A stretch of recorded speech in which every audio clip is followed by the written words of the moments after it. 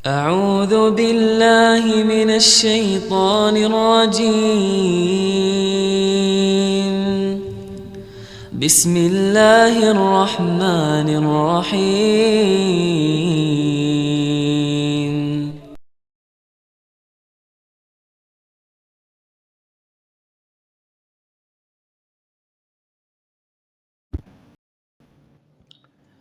Bismillah.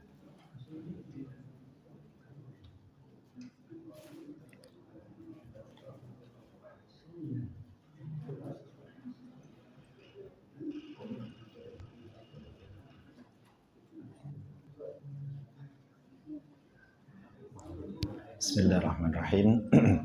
Assalamualaikum warahmatullahi wabarakatuh. Alhamdulillahilladzi 'allama bil qalam 'allamal insana ma lam ya'lam.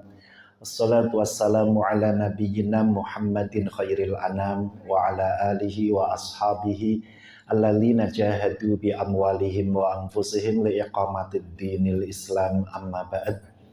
Hadratal kiram alim yang kami muliakan, takmir masjid yang kami hormati, guru kami Pak Haji Sabihis yang kami muliakan, bapak-bapak pengurus pengajian yang kami hormati, hadirin hadirat rahimakumullah. Apa kabar malam hari ini Pak? Sehat? Alhamdulillah. Masih tetap semangat? Insya Allah. Malam hari ini senyum nopo merengut? Wah, luar biasa. Ceria apa bahagia? Ya, alhamdulillah, bersyukur kepada Allah, memuji Allah dengan ucapan alhamdulillahi rabbil alamin. Allah yang maha sayang, maha rahman, melimpahkan kasih sayangnya tiada terbilang. Iman, Islam, kesehatan, kesempatan, umur panjang. Wabil khusus di malam hari ini Allah mudahkan langkah kaki kita menuju rumahnya, untuk sujud, untuk sholat berjamaah, dan tentu perjuangan bapak-bapak untuk bisa hadir itu juga TOP BGT top banget. Di usia bapak-bapak yang sebagiannya sudah sweet-sweet, sweatket, swidak, 70,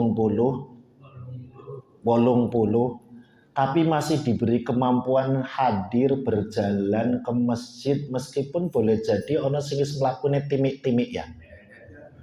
Timik-timik, ono sing tunak-tunu, is ono.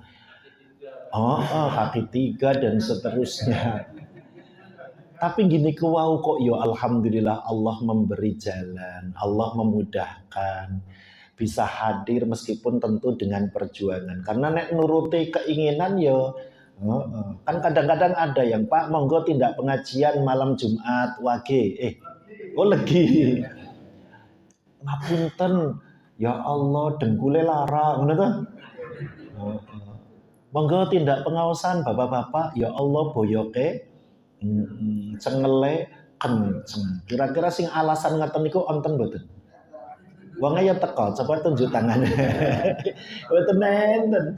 Sebab nek onone alasan iku ya akhire mangkat ora, mangkat ora. Akhire ya ora mangkat. Nek ragu-ragu niku njur sing penggodane ya gampang. Oh iki ragu-ragu mesti.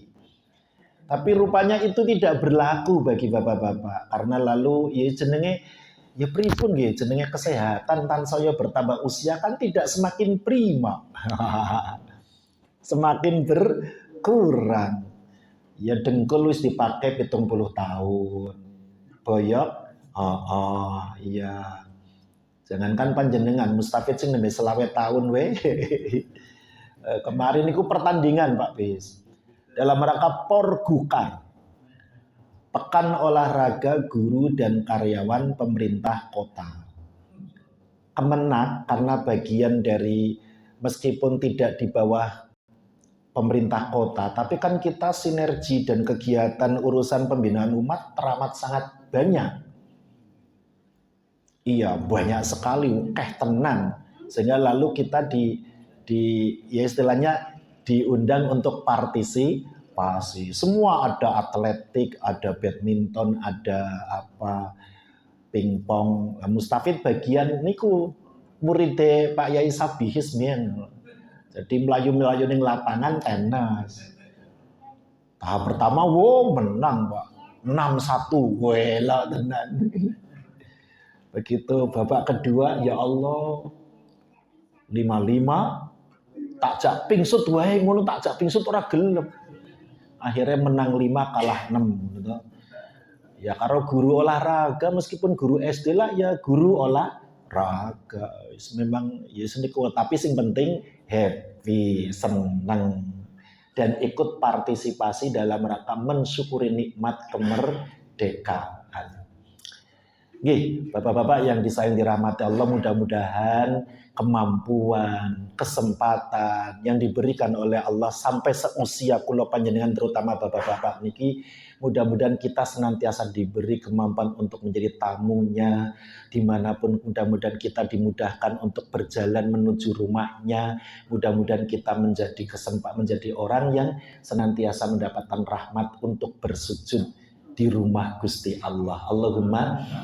Karena menurut keyakinan kita dan informasi dari Kanjeng Nabi, setiap tempat yang dijadikan kita sujud itu nanti akan menjadi saksi. Akan menjadi saksi. Jadi kados eyang sabihis niku kadang di sini, kadang di Lampung iku janjane golek saksi ben oke, ning kene oke, ning kono oke. Tapi sing bejo niku para makmum, karena makmum niku nek sujud pindah-pindah ya kan. Lah nek imam lah ajeg teng mriki, Pak. Berarti saksinya imam cuma tapi Gusti Allah ya tetap lilo ridho kepada orang-orang yang dimanapun, karena akan menjadi saksi. Setiap tempat dijadikan kita sujud. Jadi nek bapak-bapak biasa healing, biasa piknik, biasa touring, di lingkungan Taman Siswa niku ada paguyuban, ya bukan paguyuban nih, berangkatnya dari takmir Dewan Masjid Wirogunan Plus. Lalu ada judul grupnya itu panitia. Jadi panitia itu wong sing gampang entengan, gampang tomboan ngono to. Tapi di antara kegiatan kebersamaan takmir kadang ada yang ya apa yo. Ayo ngendi survei dalam rangka baksos, ngendi Gunung Kidul ngepit motor, ngono. Kali Bawang naik motor sekaligus touring, ngono judulnya touring. Tapi ada tokoh kami yang sering dilimpek ke Pak. Mungkin usianya dengan Pak Bis mungkin ya 11-12 lah. Dan kita mungkin sebagian kenal Dr. Andes Haji Slamet Saiful Muslimin. Usianya baru 82 Pak. Jadi kalau kita sudah merencanakan touring motor-motoran, mesti daftar nomor 1. Maka kadang-kadang teman-teman kadang ngelimpek ke. Jadi bahasanya tidak di grup, ini langsung dijapri-japri, ayo sesuk mendi. So, kemarin sama Ustadz Taufik itu kemana? Karena beliau itu selalu daftar pertama. Tuh numpak motor, orang gelem minggir Pak, nengah Pak. Jenengan kok numpak motor nengah-nengah? Aku nek ning pinggir kira rada ndredeg. Ngono alasane. Pernah kita survei bakti sosial kurban di Kalibawang, kan kita survei dulu. Silaturahim takmir bahwa kita besok insya Allah akan silaturahim 1 sapi dan seterusnya itu, kan kita survei. Lalu mampirlah di sana itu kan ada kebun teh. Daerah tapi tidak di Kalibawangnya, tepatnya di daerah yang Kenteng naik itu, Pak. Wis pokoke kono ono kebun teh lah. Begitu naik, Pak. Motor beliau niku di tengah-tengah yang terjal dan seterusnya, jalannya rada rusak niku mandek ora kuat. Akhirnya motornya dibanting, beliau berdiri. Diingatkan oleh teman sebelumnya, Pak dikurangi giginya, ngono toh? Ora dikurangi. Begitu motornya berhenti ora kuat iku digletake, oh jebule nek munggahke gigine dikurangi toh, ngono gitu. Orang duwe salah. Iki urusan semangat kebersamaan ya Pak ya. Kita mau baksos ke ini, lagi-lagi urusan kurban. Baksos ke Tepus. Tapi kita silaturahim ke pesantren waktu itu baru rintisan. Ustadz Isma Almati ini tuh merintis pesantren bagi siswa-siswa yang difabel, yang berkebutuhan khusus. Jadi di daerah Tepus sana, karena dulu dia berjuang mendampingi istilahnya santri berkebutuhan khusus itu di daerah kami Taman Siswa. Lalu beliau merintis di sana, ada wakaf dan sebagainya. Kita silaturahim, Pak. Istilahnya silaturahim jauh membawa sesuatu untuk bahwa kita tetap semangatnya sama, di sana dia berjuang dan seterusnya. Lalu setelah survei, setelah survei lalu mampir ke pesantren, kan kita piknik Pak, ke pantai. Tikungan, ono bis, beliau ini nyalip. Wong awak dhewe sing nom ora wani nek tikungan ki ora wani nyalip. Beliau nyalip tur ora banter. Akhirnya saka kono ono bis, bertemu bis sampai sandalnya cepot, lalu kegencet antar bis. Oh ya alhamdulillah selamat. Wong jenenge selamat. Bar peristiwa itu, Pak, jenengan naik kendaraan roda papat wae biar dibawa sinang. Mboten nang kula niate touring wala. Alhamdulillah. Jadi cerita tekan. Oh, yang terbaru, Pak, yang terbaru. Niki semangatnya dakwah niku lho. Ayo kapan-kapan kan kita kalau touring pesantren sekitar sudah biasa. Jadi kalau Muharram biasanya kita membawa anak-anak remaja dengan didukung oleh takmir-takmir, biayanya separuh dari Dewan Masjid, separuhnya dari takmir, plus sangune sama takmir. Biasanya kita mengajak remaja masjid itu untuk silaturahim pesantren-pesantren, Mbak. Dari mulai Al-Mu'min Ruki pernah, Iskarima pernah, lalu kemudian di pesantren yang katakanlah NU juga pernah, di daerah pesantren Api itu Magelang. Itu pernah di Ustadz Harun Al-Rasyid, bahkan kita bermalam di sana, esoknya bal-balan itu pernah. Nah, kemarin itu mengajak, ayo masa hanya sekitar Jogja. Ayo kita ke pesantren di mana? Tegal. Wah. Motor-motoran, Pak. Rencana nih. Ning gandeng kalau wingi hujan tidak bisa tidak bisa diprediksi. Yang teman-teman muda itu alasannya, Pak, ngeten Pak, sekarang ini hujan nggak bisa diprediksi. Kadang-kadang ujuk-ujuk panas, ujuk-ujuk Pak bres. Nek awak dhewe numpak motor, piye ngono to? Singkat cerita, ya nyerah akhirnya. Sampai saya bilang gini, jenengan pakai motor, teman-teman pakai motor, saya roda papat, saya membawa supir juga. Nanti nek kondisinya nggak memungkinkan, beliau kita paksa naik kendaraan, lalu motornya di bawah, tapi nyerah akhirnya. Naiklah roda papat. Alhamdulillah, dalam rangka semangat takmir. Jadi orang urusannya ngaji tok. Ngaji iya, silaturahim setiap Selasa malam kita pengajian bersama Ustadz Taufikur Rahman. Beliau dulu dari Al-Mu'min, lalu sarjananya dari Madinah, sekarang di UNY. Itu membersamai kami takmir pengajian setiap Selasa malam. Nah, di samping itu tadi Pak, kegiatannya jalan-jalan, senang, happy, bahagia. Tapi basicnya dari masjid. Halo. Lah kok cerita tekan kono wis pokoke hidup ini indah, bahagia. Nah, Bapak-bapak, mudah-mudahan ya tadi dari masjid ke masjid. Bahkan tadi kalau ke Tegal itu mampir juga kita karena jalurnya, kita bisa sholat di masjid Unsik, Universitas Ilmu Al-Quran di Wonosobo.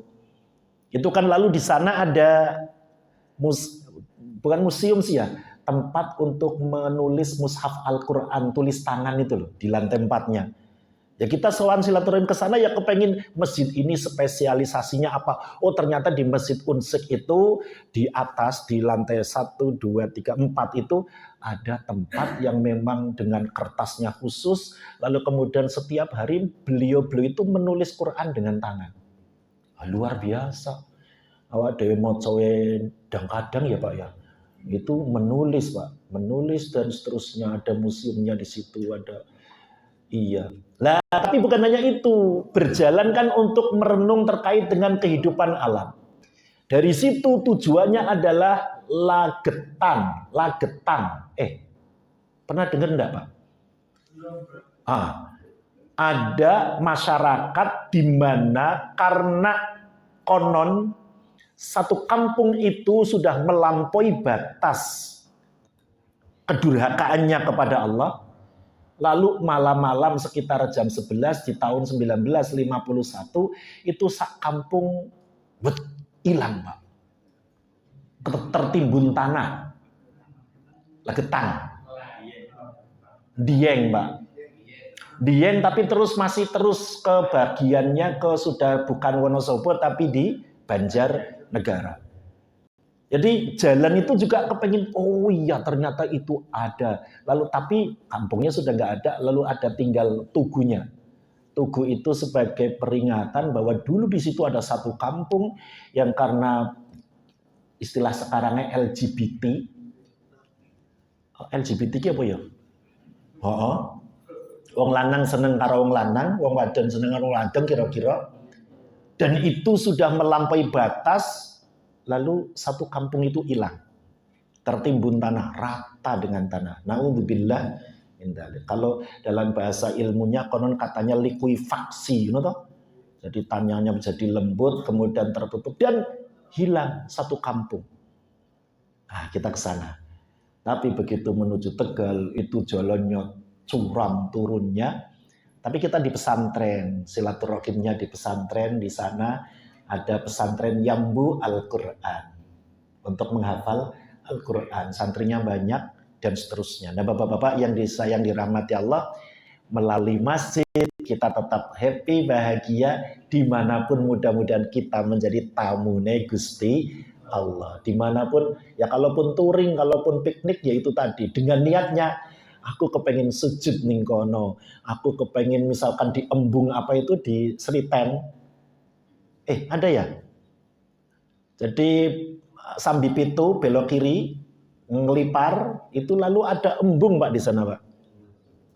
Niten, Sriten apa-apa. Ya wis pokoknya ada embung. Nah, itu yo wis pokoknya lalu mampirnya istirahatnya di masjid, sujud, niatnya dalam rangka mencari sebanyak-banyak saksi di hadapan Allah bahwa kita pernah sujud kepada Allah Subhanahu wa Ta'ala. Nah, bapak-bapak yang disayang dirahmati Allah, tentu kita bersyukur dan mudah-mudahan dalu menika kula ditanya Mas Gun, temane apa lah iki Agustusan yo merdeka ngono to Pak. Awit miyen sudah merdeka. Tapi yang ingin saya matur, konon katanya negara membangun, negara kemudian bisa merdeka itu dengan model-modelnya berbeda-beda. Ada negara yang membangun setelah mengusir penduduk asli. Dicontohkan Amerika, gitu toh? Amerika bisa membangun karena suku Indian diusir. Ada negara merdeka lalu karena hadiah dari yang habis menjajah. Misalnya tetangga sebelah.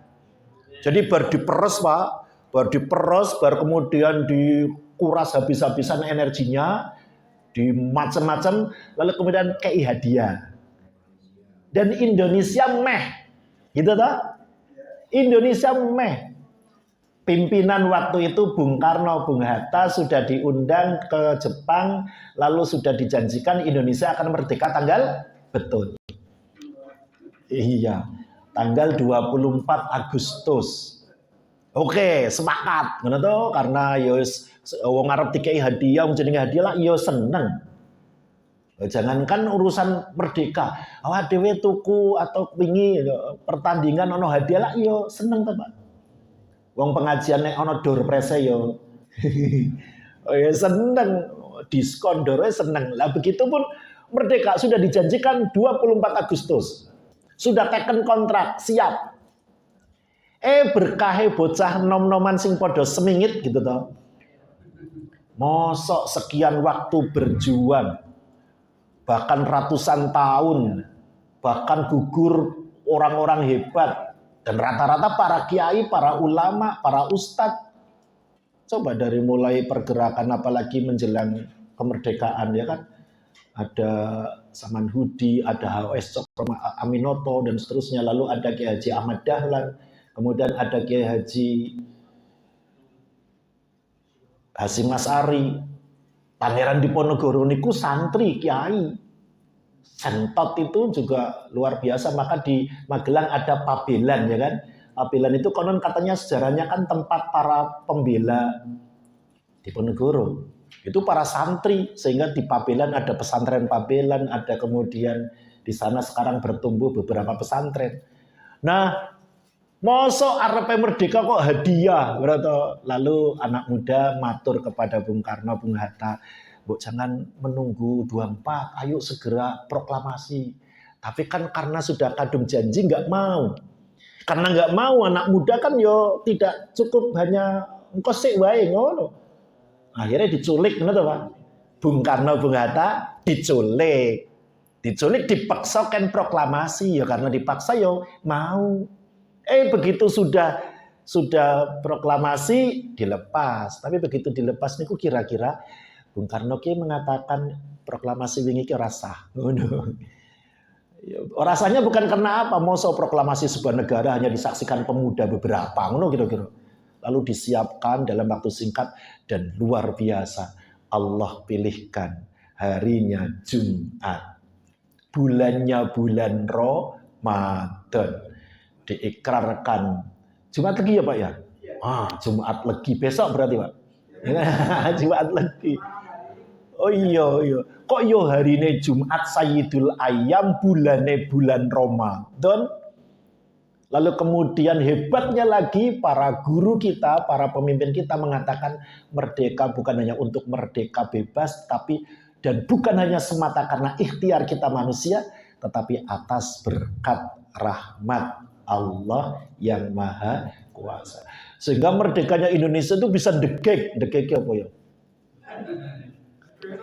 Bangga apa ya degeke bahasa Tegalnya degek ya. Degeke perwira napa ya jenenge. Yo bangga yo tegak lalu ada kebanggaan dan seterusnya ora hadiah ya kan. Karena memang di saat itu nek hadiah bener-bener maka kan waktu itu dibenarkan oleh undang-undang PBB internasional bahwa ketika itu hadiah perdagangan hadiah diberi hadiah, lalu yang memberi hadiah itu kalah, maka akan diserahkan kepada yang memenang. Sehingga Belanda kan mau balik lagi toh. Belanda mau balik lagi karena memang menurut undang-undang internasional dibolehkan bila hadiah. Maka dengan paket jihad apa jenenge?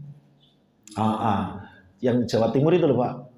Ya kan, lalu kemudian dengan resolusi jihad, lalu kemudian Bung Tomo dan seterusnya, lagi-lagi ya ulama, para kiai, santri dan seterusnya, maka luar biasa. Merdeka bukan untuk bebas, tapi didasarkan ketuhanan yang Maha Esa, lalu keadilan kemanusiaan yang beradab, persatuan, lalu yang terus diperjuangkan adalah keadilan sosial. Allahumma amin. Nah, ini yang harus kita sampaikan kepada generasi kita, anak cucu kita, bahwa dari dulu para pemimpin kita itu hebat. Sehingga lalu munculnya alhamdulillah, termasuk para pemimpin utama Pak, presiden itu hebat, semuanya hebat. Mana berani enggak kira-kira? Ya, artinya begini, Bung Karno itu hebat, Bung Hatta itu hebat, penggantinya Bung Karno sinten? Pak Harto. Pak Harto itu hebat loh Pak. Tenan loh Pak. Jasanya gara-gara Pak Harto di beberapa tempat yang mungkin tidak mungkin ada bangunan masjid, gara-gara lalu dengan kekuasaan, lalu di beberapa tempat yang kira-kira mustahil ada masjid, kan di daerah-daerah tertentu lalu menjadi masjid Pancasila dan seterusnya. Luar biasa. Meskipun tentu ada kurangnya. Gimana betul? Iya, Pak Harto tetap hebat. Penggantinya Pak Habibie. Hebat tenan. Keislamannya hebat, tapi tetap ada kurangnya. Gantinya Pak Habibie sih, Pak Gus Dur. Luar biasa loh Pak. Iya Pak Sugeng nggih. Sebelumnya kita nggak menyana loh, mosok rakyat Indonesia yang jutaan, ratusan juta. Nah presidennya sudah berjalan saja nggak bisa, ditatih dalam keadaan buta, kok jadi presiden? Nek orang wong hebat Pak. Ya saya hanya matur, semua presiden kita hebat. Meskipun hebat tetap ada kurangnya. Sehingga kita tidak menutup lalu bahwa beliau berprestasi, beliau itu baik, apalagi bagi PNS loh Pak. Pak Bis ngerasake. Kenaikan gajinya PNS kan ceret-ceret begitu. Pak Gus Dur, wah sekian %. Pertama kaget, tapi berikutnya ya wis nyaman gitu kan. Ketoknya Pak Gus Dur ya ini. Iya loh Pak, yang pegawai ngeri kerasa. Penggantinya Pak Gus Dur Bu Mega. Tapi tentu ada kurangnya. Ketika Pak SBY hebat 2 periode kan, tapi ada kurangnya. Pak SBY lalu Joko ya, sampai sekarang rame. Tapi tetap beliau juga orang hebat, meskipun ada kurangnya. Ya, mulai. Iya. Begitupun sekarang Pak Prabowo hebat, meskipun ada kurangnya. Ya saya hanya matur begini, ya koreksinya tetap, lalu kemudian kritisnya tetap, tetapi kita harus tetap ada alhamdulillah ala kulli hal. Sampai hari ini kita masih diberi kemampuan oleh Allah untuk menjaga persatuan, kesatuan dengan beraneka berbagai macam halnya itu loh. Itu karunia dari Allah yang harus kita syukuri. Alhamdulillah. Karena ngendikanipun Gusti Allah, la ing syakartum la azidannakum wa la ing kafartum inna adzabi lasyadid. Oleh karena itu, lalu dengan apa cara kita mensyukuri? Tentu ya kembali kepada fitrah kita sebagai manusia. Tugas utama manusia kan hanya ada 2. Yang pertama abid, yang kedua wastakmarokum fiha, sebagai khalifah. Sehingga mensyukuri nikmat kemerdekaan itu ya dengan cara tadi, beribadahnya tertib, terutama jaga disiplin. Kalau nate matur toh Pak, ibadah itu tidak ada kata henti, tidak ada kata pensiun. Iya, kalau nate dicurhati teman nih, Mas jenengan kenal bapak mertuaku, kenapa? Lebih ngilor maghrib, aku lak matur, Pak Ewis meh maghrib, dia tak derek wudu, mangke sholat maghrib, tak kalau matur kewajiban sholat bacaan nom. Bapak mungkin umurnya wis 75 wis ora wajib sholat, ngono jirine. Ibu mungkin umur 72 tapi wis gerah, jadi wis ora wajib sholat. Sing wajib sholat ki sampean di nom. Padahal tahu bapak tinggal ning di bahkan beliau pernah umroh ke tanah suci. Yang sakan toh. Tapi kan masih proses, beliau masih hidup. Kita doakan saja mudah-mudahan Allah karuniakan hidayah. Allahumma. Maka saya matur kepada teman ini kan, sampai ojo sampai berhenti mengingatkan, tapi dengan lembut. Enggak boleh nesu, apa boleh mencela. Apa meneh kalimatnya bapak wis mambu tanah ojo. Wis pokoknya bagaimanapun jenengan tetap lembut, apik mengingatkan, mengajak, ojo sampai berhenti. Meskipun bapak mungkin duka ora masalah. Karena yang panjenengan ajak itu kebaikan. Ini menantunya itu hebat, Pak. Jadi beliau tidak hanya mendampingi urusan-urusan obat dan seterusnya, tapi juga itu tadi. Jadi telaten mengingatkan bapak ibunya untuk sholat. Bahkan beliau itu kan baca Qur'annya terbatas. Hari-harinya ojek online. Tapi beliau tahu-tahu lagi ikut ngaji di masjid sebelah, di dalamnya Pak Kemi ada Masjid Baitur Rahman itu kan. Dalam 1 minggu berapa kali mengundang guru. Yang ngaji ya bapak-bapak kayak ibu-ibu ya ono, tapi ya kebanyakan simbah-simbah. Nih yang masih muda, yang ojol mau. Sengaja ketika hari tertentu itu, kalau nggak salah Rabu apa ya, itu dia mahribannya sengaja di sana ikut ngaji. Ya Allah, ingat saya hari-harinya panasan, tapi semangat ibadahnya. Alhamdulillah. Maka mensyukuri nikmat kemerdekaan dengan ibadah tertib. Dalam konsep Islam, segala hal terkait dengan mengabdi kepada Allah, apapun itu bentuknya, didasarkan semata karena la ilaha illallah, dilakukan sesuai dengan tuntunan baginda Nabi, ikhlas semata karena Allah, maka itu menjadi ibadah. Betul? Segala hal. Oke, termasuk kemarin ketika lalu kita gegap gempita ada ronce, ada kemudian umbul-umbul dalam rangka Agustusan. Itu bagian dari ibadah karena ada semangat mensyukuri dan seterusnya. Tirakatan, Pak. Meskipun lalu ya tetap ada koreksi. Nah, misalkan tirakatan lalu arahnya ada kemaksiatan, tetap kita ingatkan. Tapi kan kadang-kadang ketika tirakatan lalu kemarin itu kalau pas di Solo karena besoknya dan malam ada tirakatan naik KRL. Kenapa ke Solo ya? Karena alhamdulillah anak ragil itu diterima di UNS.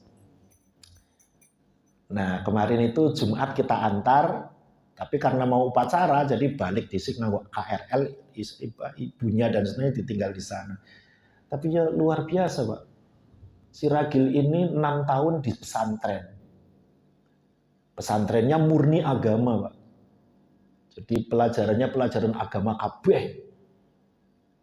Ijazahnya PKBM, apa jenenge iki? Kejar paket itu loh, Pak. Kejar paket. Jadi yo kejar paket ujiannya nek arep uji. Apa ujiannya nek pas ujian akhir tahun wae kaya ngono. Lah Pak saya mau daftar di wis monggo bismillah, latihan sinau, lulus. Makanya wadek sampean wis bismillah, wis pokoknya niat ning kono untuk kebaikan dan seterusnya. Nah, singkat cerita kan lalu tirakatan. Tapi kadang-kadang ketika datang rodok malam kan, datang jam berapa? Jam tengah 11 apa ya. Lalu kadang-kadang ada aroma makseren gitu ya. Aroma makseren yang biasanya lalu botolnya botol bekas air mineral tapi minumnya gentian ya kan. Nah, itu kan ada sesuatu, Pak. Tapi konon katanya menurut guru-guru kita jangan seketika itu diingatkan. Karena yang ada nanti madorot. Karena wong nek pas koyo ngono kuwi ora iso dielingke, Pak. Nggak bisa, karena apalagi dalam pengaruh seperti itu malah boleh jadi nanti madorotnya, kerusakannya lebih besar. Boleh jadi dia marah lalu kemudian ngamuk dan seterusnya, itu lebih, maka dihindari. Mungkin di lain waktu tetap terus diingatkan bahwa ya ada sesuatu yang dilarang dan seterusnya itu harapannya. Karena ya tapi mungkin itu di daerah sana ya, di sini nggak ada. Itu di daerah sana, Pak. Daerah sing saklore Segoro Kidul. Tapi itu menjadi tugas kita semua bersama dan seterusnya. Jangan pernah berhenti untuk mengingatkan. Lalu kemudian ini pokoknya saya bilang kepada anak saya, Mas, sampai tadi dengar enggak apa aroma-aroma? Iya, Pak. Tapi kamu jangan pergi dari dia. Kamu dan teman-teman yang biasa di masjid tetap berada di antaranya. Tapi jangan katut, tapi bilang gitu, jangan katut. Tapi ya sepiye meneh. Ya sebagiannya ada yang seperti itu, yang dan ono sing nokoke lah piye. Cah nom ya ada duit, cah nom ya bemadang. Iya.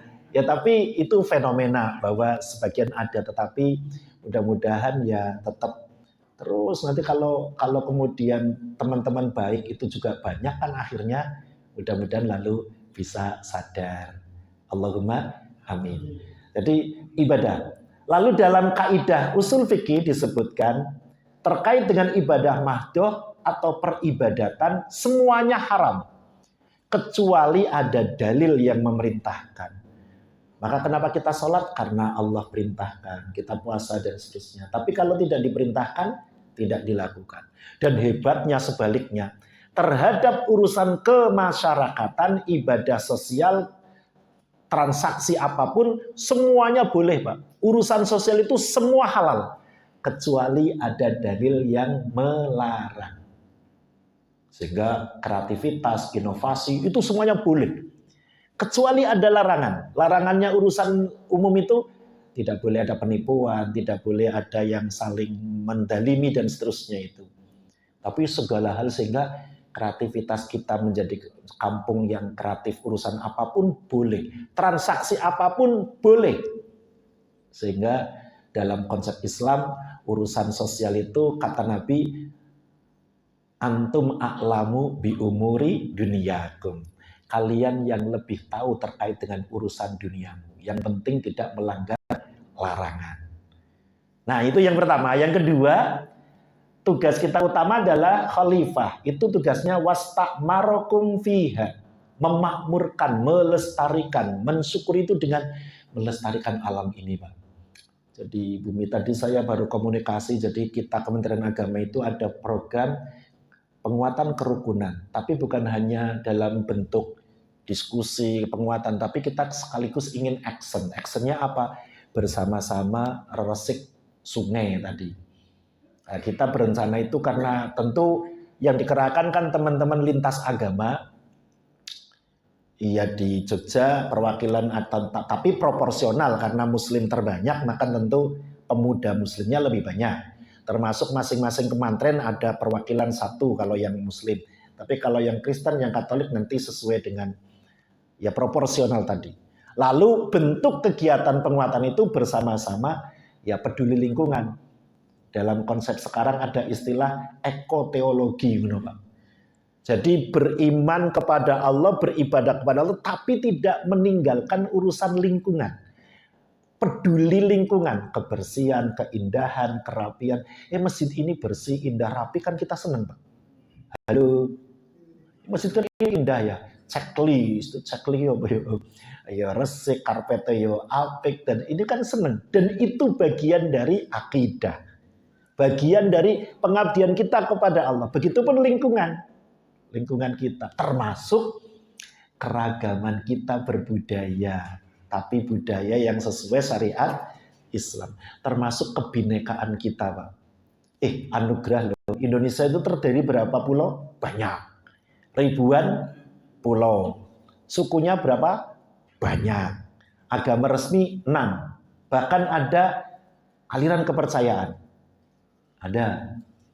Di daerah Taman Siswa itu ada majelis besarnya, Pak. Jadi kalau jenengan nate undangan jagung manten di Dwi Pari, baratnya itu ada gedung gede. Itu satu, tapi beliau mereka yang aliran kepercayaan itu juga ternyata bukan satu aliran. Jadi kepercayaan kepada Tuhan Yang Maha Esa itu banyak sekali, Pak. Banyak. Nah, lalu 6 agama resmi. Ini anugerah. Pulaunya ribuan itu potensi, tapi itu ujian. Bisa, bila tidak bisa dimensyukuri, maka bisa menjadi petaka. Na'udzubillah min. Halo. Islam, Kristen, Katolik, Hindu, Buddha. Itu sudah sunnatullah, betul enggak? Jadi kalau ada orang yang tidak nyaman ketika berbeda, itu berarti bertentangan dengan sunnatullah. Karena Allah berfirman, walau syaa rabbuka laja'alakum ummatan wahidah. Surat Hud. Jika Allah Tuhanmu menghendaki, niscaya Allah akan mencipta manusia satu model, satu ras, satu suku, satu bahasa, satu agama. Itu kira-kira penjelasannya seperti itu.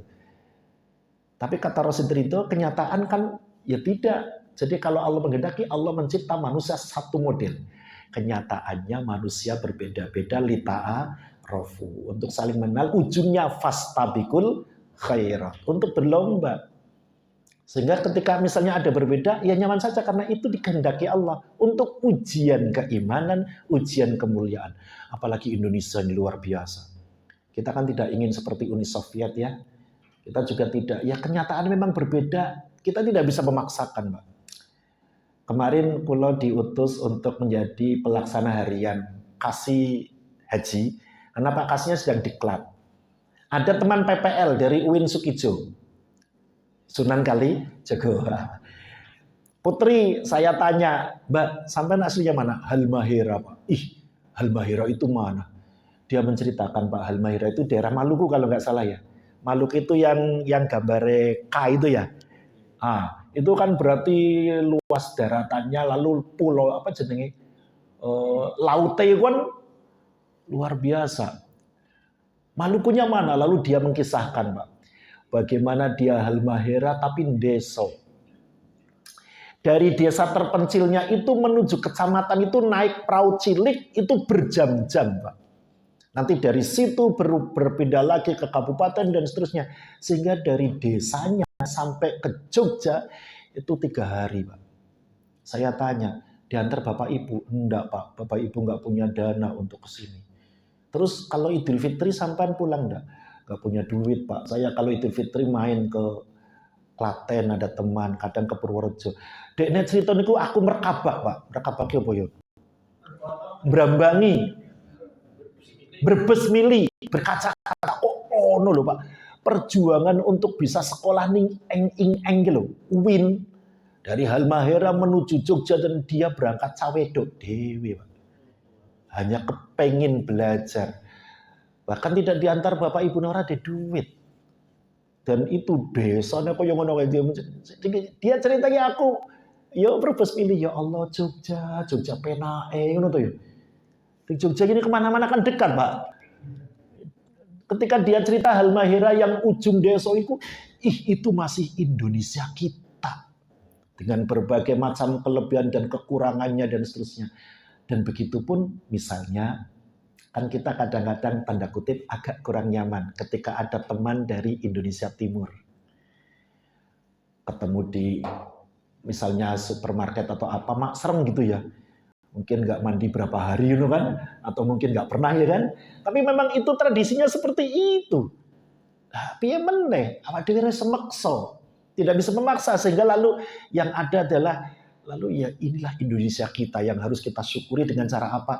Yang menerima, oh dekne modele kaya ngono. Meskipun lalu berproses, mungkin ada juga yang sudah muslim. Saya punya teman, dulu ya aktif di Munawaroh, Pak. Kuliahnya di APMD, Akademi Penggemar Musik Dangdut, gitu. Aslinya fak-fak, Pak.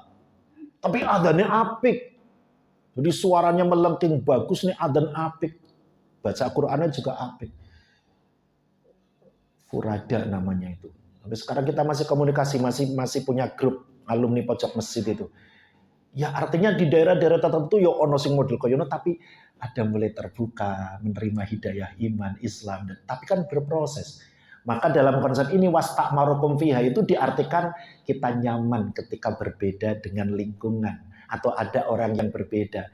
Kita tidak akan benci seseorang gara-gara berbeda keyakinan, karena itu sudah Allah yang berkehendak. Kalau misalnya kita tidak bisa nerima, berarti kita mengingkari sunnatullah. Halo? Kalau nate matur toh, ada tetangga kita yang Kristen? Ada. Apakah tetangga Kristen kita itu pasti neraka? Kan belum tentu. Ketika masih ada nafas, bisa enggak mendapat hidayah? Bisa. Ketika masih ada kesempatan hidup, bisa enggak mendapatkan berkalimat syahadat? Bisa. Wong ada kok aslinya Bali, datang ke Jogja, lalu sering krungu adzan, kok sing adzan sapa? Mas iki lare kenalan. Tir podo irenge naksir podo mlebu Islam gara-gara krungu adzan. Makanya bapak-bapak nek adzan ning masjid terus api-api. Ndak kepada kepengen ada. Dan kita juga tidak bisa mengatakan sampean mlebu Islam mergo nikah. Jangan. Itu hanya satu di antara cara Allah memberi hidayah. 1001 cara Allah memberi hidayah. Iya. Ada yang keren, yang banyak itu karena ilmu, karena pengetahuan itu banyak. Seperti Esnoko Ginta itu kan pengetahuan beliau mendapat hidayah karena membandingkan antara Injil dan Al-Quran. Hebat. Tapi mungkin juga ada yang tadi masuk Islam karena mau nikah. Nah, kenapa tidak? Ada seorang ibu, Pak, hampir menjadi suster, Pak. Sekolahnya di daerah santrennya Nasrani itu loh. Muntilan ke kanan. Itu kan banyak sekolah-sekolah itu, Pak. Wis meh jadi suster, ketemu karo Kang Mas, kenalan, lalu pada seneng nih. Ya dia cerita, Pak Tafid dulu saya mau nikah itu yo masuk Islamnya baru mau nikah. Begitu nikah, aku ya ora tau salat. Ning Kang Mas ku ora tau nesu. Hebat loh. Ora tau nesu, Pak. Tapi lama-kelamaan saya malu sendiri, kata beliau. Ini kisah nyata. Lama-kelamaan saya malu sendiri. Akhirnya saya diajari sholat. Terus saya sudah sholat, tapi saya belum berjilbab. Lama-kelamaan aku yo izin, masawi sholat orang jilbaban. Akhirnya berjilbab, muslimah taat. Pak. Itu sarana. Bahkan ada pimpinan kita kota Jogja ini. Menjadi kepala dinas, sing kepanjangannya angel, Pak. DP3AP2KB, apa aja? Mas Gun, apa singkatannya? DP3AP2KB. Angel toh? Dinas Pemberdayaan Perempuan, Perlindungan Anak, Pengendalian Kependudukan dan Keluarga Berencana. Iya, itu kepala dinasnya putri, masih muda. Saya masih memanggilnya Mbak, karena dulu sama-sama di Kota Gede. Saya di KUA, beliau Lurah Teladan Nasional Arjawinangun. Mbak Eno, Retnaning Tias. Lah apa masalahnya? Begitu putranya yang kedua umur 12 tahun diajak ke KUA, Kemenang. Ngopo? Daftar haji, Pak.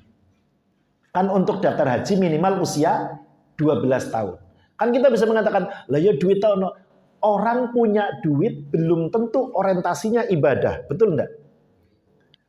Jadi begitu putranya, kan putranya dua, yang pertama putri mengikuti jejak beliau di STPDN sekarang. Lalu yang putra ini begitu 12 tahun diajak ke Kemenak daftar haji. Ya tadi secara umum duit belum tentu urusannya daftar haji, Pak. Dan beliau seperti itu tentu karena pemahaman keislamannya. Padahal beliau mu'alaf, Bapak Ibu. Beliau mu'alaf. Artinya tidak seperti kebanyakan kita beragama Islam sejak kecil, sejak lahir karena ayah ibu kita Islam. Tapi beliau mu'alaf. Coba. Artinya ada proses yang ibadahnya tertib. Beliau sebelum ini kan abakestra, Pak. Yang biasa urusannya haji-haji, ya kan? Iya, itu luar biasa. Begitu putranya umur 12 tahun, Mbak Yunya sudah daftar. Beliau juga tinggal nunggu antrian. Tapi bahwa ketika putranya umur padahal tadi. Sehingga kalau ada orang masuk Islam mendapat hidayah, apapun jalurnya, Allah yang berkuasa dan kita mensyukuri dan kita membahagiakan, menemani. Jadi kepada setiap orang tidak ada benci, tidak ada dendam. Apalagi misalnya tadi kita sama-sama muslim, lalu ormasnya mungkin berbeda, kita tetap bisa sholat berjamaah bersama. Insya Allah. Beda dengan tetangga sebelah, Pak. Di Kristen itu gerejanya beda, orang iso loh, Pak. Jadi ibadah bareng orang iso. Ada daftarnya. Dan sektenya banyak. Islam memang ormasnya banyak. Tapi Allah menyatukan hati kita ketika akidahnya sama, Tuhannya sama, kiblatnya sama, Nabi dan Qur'annya sama, maka kita adalah bersaudara. Meskipun dalam hal-hal kecil tertentu mungkin ada beda, dan beda itu untuk keindahannya, untuk saling menghargai. Dan itulah Indonesia kita yang harus kita tularkan kepada generasi kita.